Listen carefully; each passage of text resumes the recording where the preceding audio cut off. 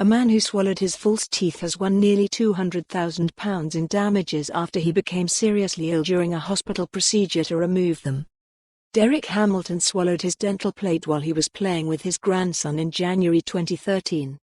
He was treated at Wishaw General Hospital, where surgeon Martin Downey removed the plate through the esophagus endoscopically. The operation caused a tear and he suffered life-threatening complications. He spent 45 days in hospital.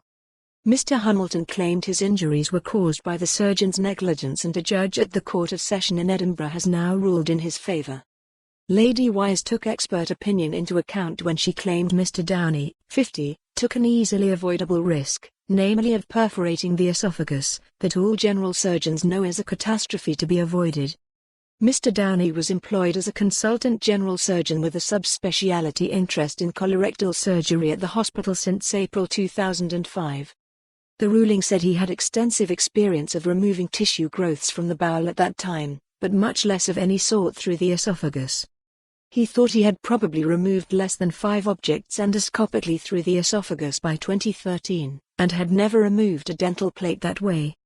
Mr. Downey felt the principles of the operation were the same and his skills were transferable.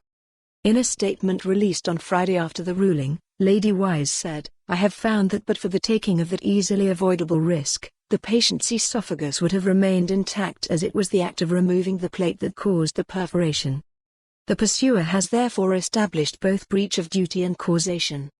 I emphasize that my conclusions in this case are restricted to an isolated occasion on which Mr. Downey breached his duty of care to a patient." The civil action against NHS Lanarkshire heard the dental plate should have been removed through a laparotomy, which is a surgical incision to the abdomen. Arguments were also heard that if the esophagus had already been torn on the way down, this sort of operation could ultimately lead to greater problems. Mr. Hamilton was awarded damages of £195,000, with interest to be added to that. For more on this story, visit the news article link.